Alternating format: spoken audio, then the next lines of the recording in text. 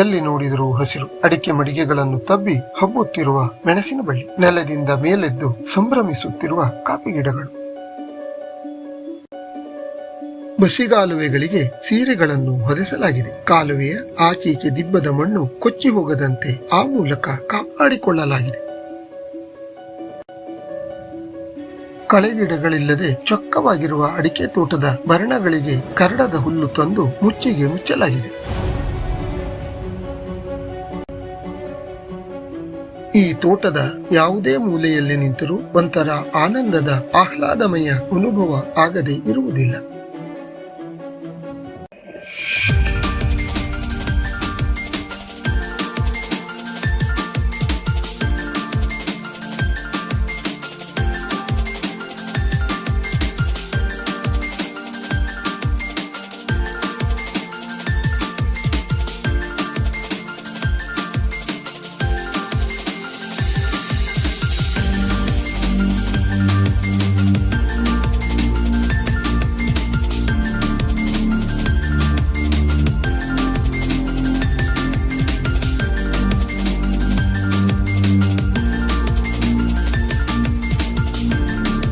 ಇದನ್ನು ಹೀಗೆ ಇಷ್ಟು ಸುಸಜ್ಜಿತವಾಗಿ ಸುಂದರವಾಗಿ ರೂಪುಗೊಳಿಸಿದವರು ಒಬ್ಬ ಯುವಕ. ಅವರ ಈ ಸಾಧನೆಯ ಹಿಂದೆ ಹಿರಿಯರ ಆಶೀರ್ವಾದ ಮತ್ತು ಮಾರ್ಗದರ್ಶನವೂ ಇದೆ.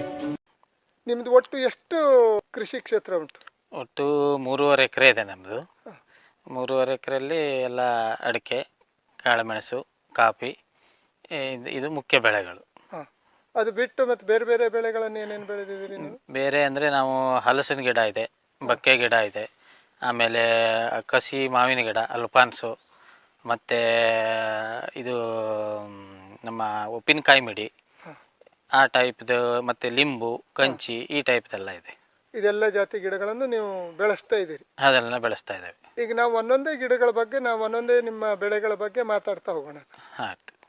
ಈಗ ನೀವು ಅಡಿಕೆ ಅಂತ ಹೇಳಿದ್ರಿ, ನಿಮ್ದು ಒಟ್ಟು ಎಷ್ಟು ಅಡಿಕೆ ಗಿಡಗಳಿದ್ದಾವೆ? ಅಡಿಕೆ ಈಗ ನಮ್ಮದು ಈ ಕ್ಷೇತ್ರದಲ್ಲಿ, ನಾವು ನಿಂತಹ ಕ್ಷೇತ್ರದಲ್ಲಿ ಸುಮಾರು 1300 ಗಿಡ ಇದೆ.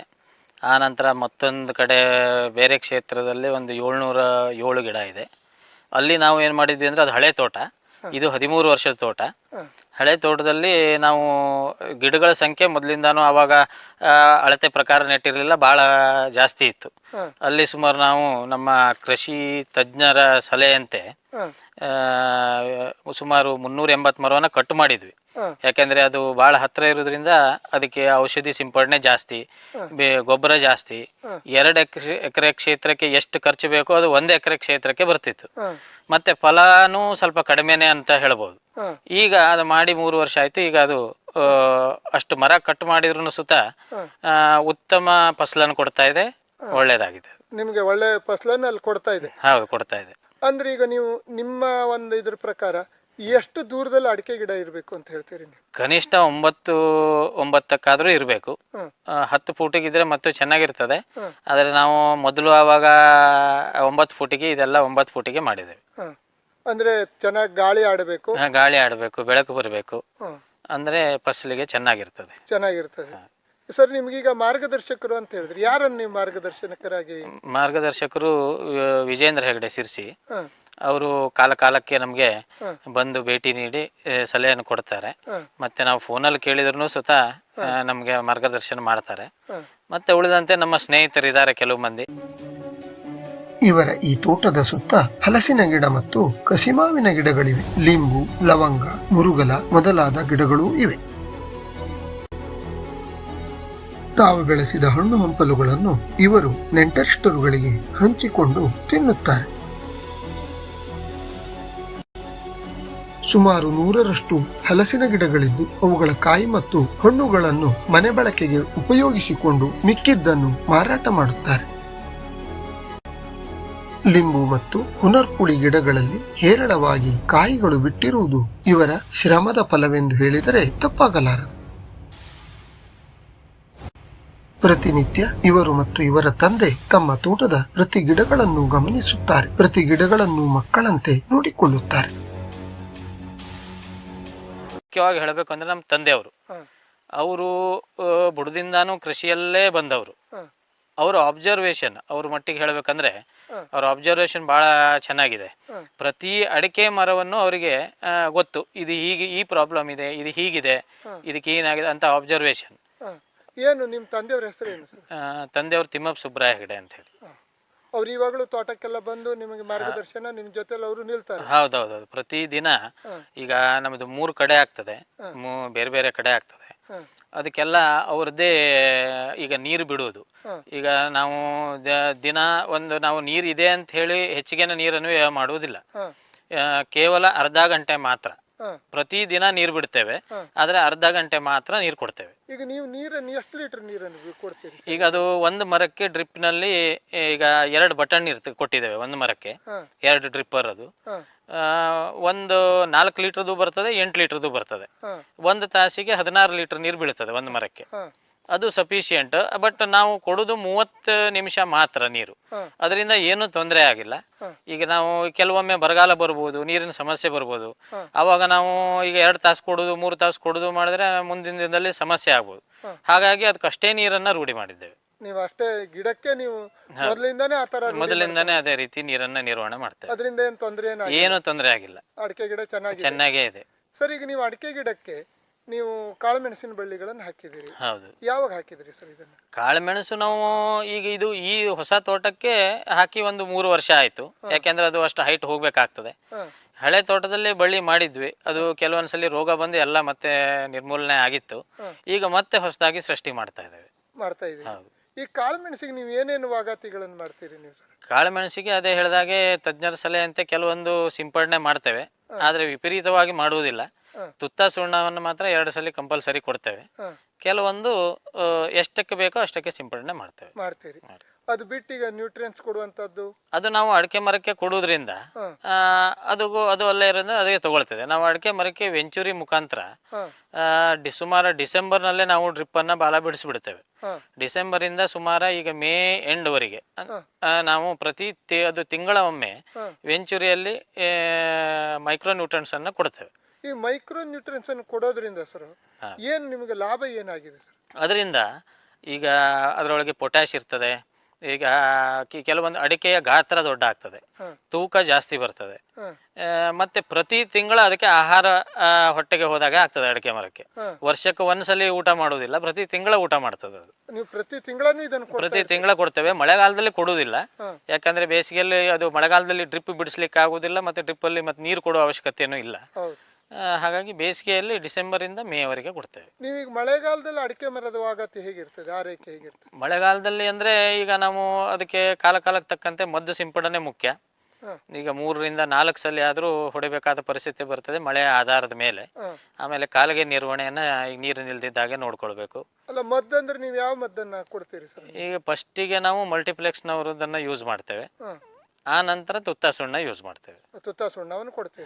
ಅಂದ್ರೆ ಸುಮಾರು ಎಷ್ಟು ಸಲ ಕೊಡ್ತೀರಿ ಸರ್ ನೀವು? ಈಗ ಒಂದು ಸಲ ಮಲ್ಟಿಪ್ಲೆಕ್ಸ್ ಹೊಡೆದಾದ ನಂತರ ಮೇದಲ್ಲಿ ನಂತರ ಪ್ರತಿ ತಿಂಗಳ ಒಮ್ಮೆ, ಅಂದ್ರೆ ಮಳೆ ಜಾಸ್ತಿ ಆದ್ರೆ 20 ದಿವಸಕ್ಕೂ ಹೊಡಿಬೇಕಾಗ್ಬೋದು. ತಿಂಗಳಿಗೊಮ್ಮೆ ತುತ್ತ ಸುಣ್ಣ ಒಂದು 2 ಸಲ ಅಥವಾ 3 ಸಲ ಕೊಡ್ತೇವೆ. 3 ಸಲ ನೀವು ತುತ್ತ ಸುಣ್ಣವನ್ನು ಕೊಡ್ತೀರಿ. ಹೌದು. ಈಗ ನೀವು ಅಡಿಕೆ ಮರಕ್ಕೆ ಇದನ್ನು ಬಿಟ್ಟು ಬೇರೆ ಏನಾದ್ರೂ ಒಂದು ಟ್ರೀಟ್ಮೆಂಟ್ ಕೊಡುವಂತದ್ದು, ವಿಶೇಷ ಆರೈಕೆ ಕೊಡುವಂತದ್ದು ಸಂದರ್ಭ ಬರ್ತದೆಯಾ ಸರ್? ಈಗ ಅಂದ್ರೆ ಸಾವಯವ ಗೊಬ್ಬರ ಕೊಡ್ತೇವೆ. ಈಗ ನಮ್ದು ಪ್ರಭು ಅಗ್ರಿಗೋಲ್ಡ್ ಅಂತ ಹೇಳಿ ಈಗ ನಾನು 6 ವರ್ಷದಿಂದ ಈ ತೋಟಕ್ಕೆ ಅದನ್ನೇ ಕೊಡ್ತಾ ಇದ್ದೇನೆ. ಆ ಗೊಬ್ಬರವನ್ನೇ ಯೂಸ್ ಮಾಡ್ತೇವೆ. ಅದು ಗಿಡಕ್ಕೆ 2 kg ಪ್ರತಿ ವರ್ಷಕ್ಕೆ 1 ಸಲ, ದೊಡ್ಡ ಮರಕ್ಕೆ 3 ರಿಂದ 4 kg, 50 kg ಬ್ಯಾಗ್ ಬರ್ತದೆ. ಅದು ನಾವು ಡೀಲರ್ ಸಹ ಇದಾವೆ ಅದರಲ್ಲಿ. ಈಗ ನಮ್ಮ ಊರಿನಲ್ಲೇ ನಮ್ಮದ ತೋಟವನ್ನು ನೋಡಿಕೊಂಡು ಈಗ ಅಕ್ಕಪಕ್ಕದಲ್ಲಿ ಬಹಳಷ್ಟು ಆರ್ಡರ್ ಸಹ ಬರ್ತಾ ಇದೆ. ಈಗೆಲ್ಲ ನೀವು ಪ್ರಭು ಅಗ್ರಿಗೋಲ್ಡ್ ಅನ್ನು ನೀವು ಕೊಡ್ತಾ ಇದ್ದೀರಿ. ಹೌದು. ಅದು ಯಾವ ಪ್ರಮಾಣದಲ್ಲಿ ಕೊಡ್ತೀರಿ? ಅದು 3 ರಿಂದ 4 kg ದೊಡ್ಡ ಮರಕ್ಕೆ ಫಸಲು ಬರುವಂತದ್ದು. ಗಿಡಕ್ಕೆ 2 kg. ಗಿಡಕ್ಕೆ 2 kg. ವರ್ಷಕ್ಕೆ ಒಂದ್ಸಲ ಕೊಡ್ತೀವಿ? ವರ್ಷಕ್ಕೆ 1 ಸಲ. ವರ್ಷಕ್ಕೆ 1 ಸಲ ಸಾಕಾಗ್ತದೆ. ಅದು ಬಿಟ್ಟು ಬೇರೆ ಏನು ಕೊಡೋದಿಲ್ಲ? ಅದು ಬಿಟ್ಟು ನಮ್ದು ಈ ಮೈಕ್ರೋ ನ್ಯೂಟ್ರಿಯೆಂಟ್ಸ್ ಅನ್ನ ಏನು ಕೊಡ್ತೇವಲ್ಲ, ಇದು 2 ನಾವು ಕೊಡ್ತೇವೆ. ಕೊಡೋದು ಅದು 2 ನೀವು ಕೊಡೋದು. ಈಗ ನೀವು ಈ ತೋಟಕ್ಕೆ ನಿರ್ವಹಣೆ ಆಗಿ ಈ ಏನಿದೆಯಲ್ಲ, ಈಗ ನೀವು ಮುಚ್ಚಿಗೆ ಮಾಡಿದಿರಿ. ಮುಚ್ಚಿಗೆಯನ್ನು ನೀವು ಯಾಕಾಗಿ ಮಾಡ್ತೀರಿ, ಹೇಗೆ ಮಾಡ್ತೀರಿ, ಅದು ಏನು, ಅದ್ರ ಉದ್ದೇಶ ಏನು ಸರ್? ಈಗ ಮೊದಲು ನಾವು ಈಗ ತೆರಕನ್ನೇ ಈಗ ಮುಚ್ಚಿ ಮಾಡ್ತಿದ್ವಿ.